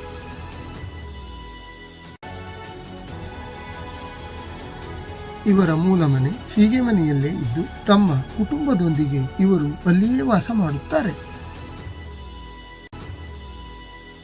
ಹೊಸ ತೋಟದ ಪಕ್ಕದಲ್ಲಿ ಮತ್ತೊಂದು ಹೊಸ ಮನೆ ನಿರ್ಮಿಸಿದ್ದಾರಾದರೂ ಎಲ್ಲ ಒಂದಾಗಿ ಹಿರಿಯರೊಂದಿಗೆ ಬದುಕುವುದೇ ಖುಷಿ ಎಂದು ಹೇಳುತ್ತಾರೆ. ಜಿಟಿಯವರು ತಮ್ಮ ಮೂಲ ಮನೆಯ ಹತ್ತಿರ ಒಂದು ಚಂದದ ಪಾಲಿ ಹೌಸ್ ಕೂಡ ನಿರ್ಮಿಸಿಕೊಂಡಿದ್ದಾರೆ. ಮುಖ್ಯವಾಗಿ ಅದು ಕೃಷಿ ಉತ್ಪನ್ನಗಳನ್ನು ಒಣಗಿಸಲು ಅನುಕೂಲವಾಗುತ್ತಿದೆ. ನೆಲದಿಂದ ಸುಮಾರು 2.5 ಅಡಿಯಷ್ಟು ಎತ್ತರದಲ್ಲಿ ನಿರ್ಮಿಸಲಾಗಿರುವ ಈ ಬಿಸಿಲ ಮನೆಯು ಒಳಗೆ ವಿಶಾಲವಾದ ಜಾಗವನ್ನು ಹೊಂದಿರುತ್ತದೆ. ನೀವು ಪಾಲಿ ಹೌಸ್ ಕೂಡ ಮಾಡಿದ್ದೀರಿ. ಹೌದು. ಅದರಿಂದ ನಿಮ್ಗೆ ಏನು ಉಪಯೋಗ ಆಗಿದೆ ಹೇಳಿ. ಈಗ ಇದು ನಾವು ನಮ್ಮದೇ ಒಂದು ಪ್ಲ್ಯಾನಲ್ಲಿ ಮಾಡೋದಂಥದ್ದು ಇದು ಪಾಲಿ ಹೌಸು. ಇದು ಈಗ ನಮಗೆ ಅಡಿಕೆ ಟೈಮ್ನಲ್ಲಿ ಈಗ ಅಡಿಕೆ ಒಣಸ್ಲಿಕ್ಕಂತೂ ಭಾಳ ಚೆನ್ನಾಗಿ ಆಗ್ತದೆ. ನಾನು ಸುಮಾರು 35 ಫೂಟ್ ಉದ್ದ 30 ಫೂಟು ಅಗಲದಲ್ಲಿ ಮಾಡಿದ್ದೇನೆ. ಅದು ಮತ್ತು ಅದ್ರ ಒಳಗಡೆ 2 ಸ್ಟೆಪ್ಪನ್ನು ಸಹ ಮಾಡ್ಕೊಂಡಿದ್ದೇನೆ. ಮತ್ತು ಅದು ಎಕ್ಸ್ಟ್ರಾ ಒಣಸ್ಲಿಕ್ಕೆ ಆಗ್ತದೆ ಅಂಥೇಳಿ. ಅಡಿಕೆ ಸಂದರ್ಭದ ಹೊರತಾಗಿ ಆನಂತರ ನಮಗೆ ಕಾಯಿ ಒಣಸ್ಲಿಕ್ಕೆ ಬರ್ತದೆ. ಮತ್ತು ಈಗ ಮನೆಯಲ್ಲಿ ಹೆಂಗಸರು ಮಾಡುವಂಥ ಹಪ್ಪಳ, ಹಲಸಿನ ಹಪ್ಪಳ ಇವೆಲ್ಲ ಒಣಸ್ಲಿಕ್ಕೆ ಆಗ್ತದೆ. ಈಗ ಮಳೆಗಾಲದಲ್ಲೇ ಬಟ್ಟೆಯನ್ನು ಸಹ ಒಣಸ್ಬೋದು. ಮಲ್ಟಿಪರ್ಪಸ್ ಪಾಲಿ ಹೌಸ್ ಅಂತ ಹೇಳ್ಬೋದು ಇದು. ಅಡಿಕೆ ಎಷ್ಟು ದಿನಕ್ಕೆ ಒಣಗ್ತದೆ ಸರ್ ಇದರಲ್ಲಿ ಹಾಕಿದ್ದು? ಅಡಿಕೆ ಅಂದರೆ ನಾವೇನು ಮಾಡ್ತೇವೆ, ಒಂದು ಸಲ ಈಗ ಹೊರಗಡೆ ಅಂಗಳದಲ್ಲಿ ಒಣಸಿದಂಥ ಸ್ವಲ್ಪ ಅರ್ಧಂಬರ್ಧ ಒಣಗಿದ ಅಡಿಕೆಯನ್ನು ಇದಕ್ಕೆ ಹಾಕ್ತೇನೆ. ಆಗ ಈಗ ಬಾಕಿ ಕಡೆ ಒಂದು 20 ಬಿಸಿಲು ಆಯಿತು ಅಂದರೆ ಇಲ್ಲಿ ಒಂದು 10-12 ಬಿಸಿಲಿಗೆ ಅಡಿಕೆ ಬಂದುಬಿಡ್ತದೆ. 12 ಬಿಸಿಲಿಗೆ ಅಡಿಕೆ ತೆಗಿಲಿಕ್ಕೆ ಬರ್ತದೆ. ಅಂದರೆ ಹೊರಗಡೆ 20 ದಿವಸ ಆಗಿರಬೇಕು. ಆವಾಗ ಈಗ 40 ದಿವಸ ಕಾಯೋದು ಬೇಡ. ಹಸಿ ಅಡಿಕೆ ಅಲ್ಲದೆ ಈಗ ನೀವು ಕೆಂಪಡಿಕೆನೂ ಇಲ್ಲಿ ಒಣಸ್ತೀರಿ? ಕೆಂಪಡಿಕೆ ಈಗ ಒಣಸೋ ಸಿಸ್ಟಮ್ಮು ಇದೆ. ಇದಕ್ಕೆ ನಾನು ಒಂದು ವೆಂಟಿಲೇಷನ್ ಸಿಸ್ಟಮ್ ಮತ್ತು ಅದಕ್ಕೆ ಫ್ಯಾನ್ ಅನ್ನು ಅಳವಡಿಸ್ತಾ ಇದ್ದೇನೆ. ಈಗ ಇನ್ನೂ ಅದು ಪೂರ್ಣ ಆಗಿಲ್ಲ. ಅದನ್ನು ಅಳವಡಿಸಿದರೆ ಅಲ್ಲಿ ಒಳಗಡೆ ಒಂದು ಟೆಂಪ್ರೇಚರ್ ಮೇಂಟೈನ್ ಮಾಡಿದರೆ ಕೆಂಪಡಿಕೆಯನ್ನು ಸಹ ಒಣಸ್ಬೋದು. ಈಗ ನೀವು ಕೊಬ್ಬರಿಯನ್ನು ಎಷ್ಟು ದಿನಕ್ಕೆ ಒಣಗ್ತದೆ? ಕೊಬ್ಬರಿ ಒಂದು 2ರಿಂದ 3 ದಿವಸ ಅಂದರೆ ಒಣಗೋಗ್ತದೆ. ಇದು ಹಪ್ಪಳ ಎಲ್ಲ ಒಂದು ಅರ್ಧ ದಿನ ಸಾಕು. ಅರ್ಧ ದಿನ ಒಣಗ್ತದೆ. ಇದೆಲ್ಲ ಐಡಿಯಾ ಹಾಕಿ ನೀವು ಈ ಪಾಲಿ ಹೌಸ್ ಅನ್ನು ಮಾಡಿ. ಇದಕ್ಕೆ ನಮ್ಮ ಊರಿನಲ್ಲೂ ಸಹ ಈಗ ನಮ್ಮ ಈ ಸಂದರ್ಭದಲ್ಲಿ ಅವ್ರನ್ನ ನೆನೆಸ್ಕೊಳ್ಬೇಕು, ನಾಗಪತಿ ಹೆಗಡೆ ಅಂತ ಹೇಳಿ. ಅವ್ರು ನಮ್ಮ ಊರಿನ ಮುಖ್ಯಸ್ಥರು ಹೌದು, ನಮ್ಮ ಆತ್ಮೀಯರು ಹೌದು. ಅವರು ಸಹ ಪಾಲಿ ಹೌಸ್ ಅನ್ನು ಮಾಡಿದ್ದಾರೆ. ಅವರೆಲ್ಲ ಮಾರ್ಗದರ್ಶನ ಕೊಟ್ಟಿದ್ದಾರೆ. ಹಾಗಾಗಿ ಈಗ ಚೆನ್ನಾಗಿ ನನಗೆ ಅದು ವರ್ಕೌಟ್ ಆಗ್ತಾ ಇದೆ. ನಿಮ್ಮೆಲ್ಲ ಉಪಯೋಗಕ್ಕೂ ಈಗ ಒಣಗಿಸಬೇಕಾದಂತ ಎಲ್ಲ ಉಪಯೋಗಕ್ಕೂ ಅದು ಬರ್ತಾ ಇದೆ. ಹೌದು ಹೌದು, ನೆರವಾಗ್ತಾ ಇದೆ. ಹೌದು. ಈಗ ನೀವು ಇದಕ್ಕೆ ಎಷ್ಟು ಖರ್ಚು ಬಂತು ಸರ್? ಇದಕ್ಕೆ 65ರಿಂದ 70 ಸಾವಿರ ಬಂದಿದೆ ಖರ್ಚು. ಮತ್ತೆ ನೆಲದಿಂದ 2 ಫೂಟ್ ಹೈಟು, ಮತ್ತೆ ಅದಕ್ಕೆ ಆ ಹೈಟಿಗೆ ಆಮೇಲೆ ಅಡಿಕೆ ಅಟ್ಟವನ್ನೇ ಮಾಡಿ ಅದಕ್ಕೆ ಮೇಲ್ಗಡೆ ಶೇಡ್ ನಟ್ಟನ್ನು ಹೊದಿಕೆ ಮಾಡಿದ್ದೇವೆ. ಹೀಗೆ ಮಾಡಿದ್ರಿ? ಹೌದು ಹೌದು. ಹಾಗಾಗಿ ನಿಮ್ಗೆ ಅದು ಇನ್ನೂ ಅದು ಮಾಡ್ಲಿಲ್ಲ ಅಂದ್ರೆ ಇನ್ನು ಕಡಿಮೆಯಲ್ಲೇ ಬರ್ಬೋದು ಅದಲ್ಲ? ಅಂದ್ರೆ ಈಗ ಎಲ್ಲದನ್ನು ಕಬ್ಬಣ ಹಾಕ್ಲಿಕ್ಕೆ ಆಗುದಿಲ್ಲ. ಈಗ ನಾನು ಬಹಳ ಹೆವಿ ಯೂಸ್ ಮಾಡಿಲ್ಲ. ಇನ್ನ ಅಂದ್ರೆ ಈಗ ಹೆವಿ ಕಬ್ಬಣವನ್ನು ಯೂಸ್ ಮಾಡಿದ್ರೆ 1.5 ಲಕ್ಷದವರೆಗೂ ಹೋಗ್ಬೋದು. ಈಗ ನೀವೇ ಸ್ವಂತ ಮಾಡಿದ್ರಿಂದ ಇದು ನಿಮ್ಗೆ ಲಾಭ ಅಂತ ಅನಿಸ್ತದೆ? ಇದು ನಮ್ಗೆ ಲಾಭ ಬಹಳ ಯೂಸ್ ಆಗ್ತದೆ, ಕಡಿಮೆ ಖರ್ಚಲ್ಲಾಗಿದೆ. ಈಗ 4 ವರ್ಷ ಆಯ್ತು. ಈಗ ನೋಡಬೇಕು ಪ್ಲಾಸ್ಟಿಕ್ ಇನ್ನು ಎಷ್ಟು ವರ್ಷ ಬರ್ತದೆ ಅಂತ ಹೇಳಿ. ಕೆಲವೊಂದು ಸಣ್ಣ ಪುಟ್ಟ ಡ್ಯಾಮೇಜ್ ಇದೆ, ಬಟ್ ಒಂದು 7 ವರ್ಷ ಒಂದು ಪ್ಲಾಸ್ಟಿಕ್ ಬರ್ಬೋದು. ಈಗ ನೀವು ಮತ್ತೆ ಸರ್ಕಾರದ ಯಾವುದೇ ಯೋಜನೆಯಿಂದ ಇದಕ್ಕೆ? ಯಾವುದೇ ಯೋಜನೆ ತಗೊಂಡಿಲ್ಲ, ನಮ್ಮ ಸ್ವಂತ ಇದರಲ್ಲಿ. ಇವರ ಈ ತೋಟ ಆಸಕ್ತ ಕೃಷಿಕರು ನೋಡಲೇಬೇಕಾದ ಜಾಗ. ಇವರು ಪ್ರಭು ಅಗ್ರಿಗೋಲ್ಡ್ ಗೊಬ್ಬರದ ವ್ಯಾಪಾರಿಗಳು ಹೌದು. ಈಗ ಈ ಪ್ರಭು ಅಗ್ರಿಗೋಲ್ಡ್ ಗೊಬ್ಬರವನ್ನು ನಾವು ಉಪಯೋಗಿಸ್ಲಿಕ್ಕೆ ಸುಮಾರು 6ರಿಂದ 7 ವರ್ಷ ಆಯಿತು. ಮೊದಲು ನಾವು ಇಲ್ಲೇ ಸಾವಯವ ಗೊಬ್ಬರವನ್ನು ಹಾಕ್ತಿದ್ವಿ, ಹೀಗೆ ಚೀಲದ ಗೊಬ್ಬರವನ್ನೇ. ನಮಗೆ ವರ್ಷದಿಂದ ವರ್ಷ ಕ್ವಾಂಟಿಟಿ ಜಾಸ್ತಿ ಬೇಕಾಗ್ತಾ ಹೋಯಿತು ಗೊಬ್ಬರದ್ದು. ಈಗ 200-300 ಚೀಲ, 400 ಚೀಲ ಹೀಗೆ. ಆವಾಗ ಇಲ್ಲಿ ಲೋಕಲ್ ಅವ್ರ ಹತ್ರ ಕೇಳಿದಾಗ ನಮಗೆ ಯಾವುದೇ ರೀತಿಯನ್ನು ಅದರಲ್ಲಿ ಡಿಸ್ಕೌಂಟ್ ಅಂತ ಹೆಚ್ಚಿಗೆ ಸಿಗಲಿಲ್ಲ. ನಾವು ಸ್ವಲ್ಪ ಕಡಿಮೆಯಲ್ಲೂ ಆಗಬೇಕು, ನಮಗೆ ಒಳ್ಳೆಯ ಇಳುವರಿಯನ್ನು ಪಡಿಬೇಕು ಅಂಥೇಳಿ ಹುಡುಕ್ತಾ ಹೋದಾಗ ಈ ಗೊಬ್ಬರದ ಪರಿಚಯ ಆಯಿತು. ಅದು ಇಲ್ಲಿ ಸಿಗುವುದಿಲ್ಲ ನಮಗೆ. 30 kg ಅಥವಾ 40 kg, ಇದು 50 kg ಬ್ಯಾಗ್ ಸಿಗ್ತದೆ. ನಾನು ಅದರ ಕಾಂಟೆಂಟ್ಸ್ ಎಲ್ಲ ನೋಡಿದೆ. ಅದರೊಳಗಡೆ ಈಗ ತೆಂಗಿನ ನಾರಿನ ಪುಡಿ, ಹೊಂಗೆ ಹಿಂಡಿ ಮತ್ತು ನೀಮ್ ಪೌಡರು, ಈಗ ಭಾಳಷ್ಟು ತೋಟಕ್ಕೆ ಬೇಕಾಗುವಂಥ ಉಪಯುಕ್ತ ವಸ್ತು ಅದರೊಳಗಿದೆ ಅಂತ ಗೊತ್ತಾಯಿತು. ಅದನ್ನು 1 ವರ್ಷ 2 ವರ್ಷ ಸತತವಾಗಿ ಯೂಸ್ ಮಾಡಿದೆ. ಯೂಸ್ ಮಾಡಿದ ನಂತರ ನನಗೆ ಇಳುವರಿಯಲ್ಲೂ ಡಿಫ್ರೆನ್ಸ್ ಬಂತು, ಒಳ್ಳೆಯ ಇಳುವರಿ ಬರಲಿಕ್ಕೆ ಕಾಣಿಸ್ತು. ತೋಟ ಯಾವಾಗಲೂ ಹಸಿರಾಗಿರ್ತಾ ಇತ್ತು. ನಾನು ಕಂಟಿನ್ಯೂ ಆಗಿ ಈಗ 6ರಿಂದ 7ನೇ ವರ್ಷ ಅದನ್ನೇ ಯೂಸ್ ಮಾಡ್ತಾ ಇದ್ದೇನೆ. ನನ್ನ ತೋಟವನ್ನು ನೋಡಿ ಭಾಳಷ್ಟು ಜನ ನಮ್ಮ ಆತ್ಮೀಯ ಮಿತ್ರರು ಸಹ ಈಗ ನನಗೂ ಒಂದು ಸ್ವಲ್ಪ ತರಿಸ್ಕೊಡು ಅಂತ ಸ್ಟಾರ್ಟ್ ಮಾಡಿದರು. ಮೊದಲಿಗೆ ನಾನು ನನ್ನ ತೋಟಕ್ಕೆ ಬೇಕು ಅಂತಷ್ಟೇ ಯಾವುದೇ ಇದನ್ನು ವ್ಯಾಪಾರಿ ದೃಷ್ಟಿಗೆ ಇದರಿಂದ ಮಾಡಲಿಲ್ಲ. ಆ ನಂತರ ಹೀಗೆ ಕೊಡ್ತಾ ಹೋದೆ. ಅವರೂ ಸಹ ಈಗ 50 ಚೀಲ 40 ಚೀಲ ಇದ್ದವರು ಈಗ 300 ಚೀಲ 500 ಚೀಲ ಆರ್ಡ್ರು ತನಗೆ ಬೇಕು ಅಂತೇಳಿ ಹೇಳ್ತಾ ಇದ್ದಾರೆ. ಹಾಗಾಗಿ ಉತ್ತಮ. ಮತ್ತು ಕೆಲವೊಂದು ಸಲ ನಮ್ಮ ಎನ್ ಜೆ ಹೆಗಡೆಯವರು ನಮ್ಮ ಅಗದಿ ಮಾರ್ಗದರ್ಶಕರು ಹೌದು, ನಮಗೆ ತುಡುಗುಣಿಯವರು, ಅವರು ಹೇಳಿದರು, ಈಗ ನೀನು ಯೂಸ್ ಮಾಡ್ಲಿಕ್ಕೆ ಕಣಕ್ಕೆ ಇಷ್ಟು ವರ್ಷ ಆಯಿತು, ತಾನು ಯೂಸ್ ಮಾಡ್ತಾ ಇದ್ದೇನೆ, ಈಗ ಒಂದು ಸಲ ಅದನ್ನು ಟೆಸ್ಟ್ ಮಾಡಬೇಕಲ್ಲ ಅಂಥೇಳಿ ಲ್ಯಾಬಿಗೆ ಕೊಟ್ಟು ಟೆಸ್ಟ್ ಮಾಡುವ ಅಂಥೇಳಿ ನಾವು ಏನು ಮಾಡಿದ್ವಿ, ಧಾರವಾಡ ಕೃಷಿ ವಿಶ್ವವಿದ್ಯಾಲಯಕ್ಕೆ ಅದನ್ನು ಕಳಿಸಿ ಅಲ್ಲಿ ಟೆಸ್ಟ್ ರಿಪೋರ್ಟನ್ನು ತೊಗೊಳ್ಳೋಂಥ ವಿಚಾರ ಮಾಡಿ ಕಳಿಸಿದ್ವಿ. ಅಲ್ಲಿ ಆನಂತರ ಉತ್ತಮವಾದ ಅದರಲ್ಲಿ ಟೆಸ್ಟ್ ರಿಪೋರ್ಟ್ ಬಂತು. ಟೆಸ್ಟ್ ರಿಪೋರ್ಟ್ ಸಹ ನನ್ನ ಕಡೆ ಇದೆ, ಅದನ್ನು ನೀವು ನೋಡ್ಬೋದು. ಅದು ನಮಗೆ ಈಗ ಹೆಚ್ಚಿಗೆ ಬೇಡಿಕೆಯೂ ಇದೆ. ಮತ್ತು ಯಾರು ಬೇಕಾದರೂ ಇದನ್ನು ನಿಮಗೆ ಅಕಸ್ಮಾತ್ ಬೇಕಾದಲ್ಲಿ ನನ್ನನ್ನು ಸಂಪರ್ಕ ಮಾಡಬಹುದು. ನಿಮ್ಮ ಸಂಪರ್ಕ ನಂಬರ್ ಒಂದು ಸ್ವಲ್ಪ ಹೇಳ್ತೀರಾ ಸರ್?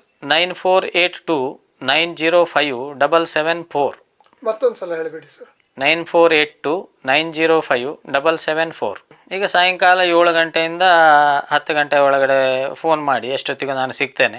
ಕೆಲವೊಂದು ಸಲ ಸಿಗಲಿಲ್ಲ ಅಂದರೆ ವಾಟ್ಸಪ್ ಕಾಲನ್ನು ಮಾಡಿ ಸಿಗ್ತೇನೆ. ಈಗ ನಿಮ್ಮ ತೋಟಕ್ಕೂ ಬಂದು ಅದನ್ನು ನೀವು ಹೌದು, ನಮ್ಮ ತೋಟಕ್ಕೆ ಬಂದು ಅದನ್ನು ರಿಸಲ್ಟನ್ನು ನೋಡ್ಬೋದು. ಅದರ ಬಳಸಿದ್ರ ಬಗ್ಗೆ ನಮ್ಮ ತೋಟದಲ್ಲಿ ಹೇಗೆ ಅಂತ ಅವರಿಗೆ ಬಂದರೆ ಗೊತ್ತಾಗ್ತದೆ. ಆ ನಂತರ ಅವರು ಅದರ ವ್ಯಾಪಾರವನ್ನು ಮಾಡಬಹುದು. ಇಲ್ಲಿಗೆ ಬರುವ ಮೊದಲು ಇವರಿಗೊಮ್ಮೆ ಫೋನ್ ಮಾಡಿ ಒಪ್ಪಿಗೆ ಪಡೆಯಲು ಮರೆಯಬೇಡಿ. ಸಂಜೆ 7ರ ನಂತರ 94 82 90 57 74ಕ್ಕೆ ಕರೆ ಮಾಡಿ.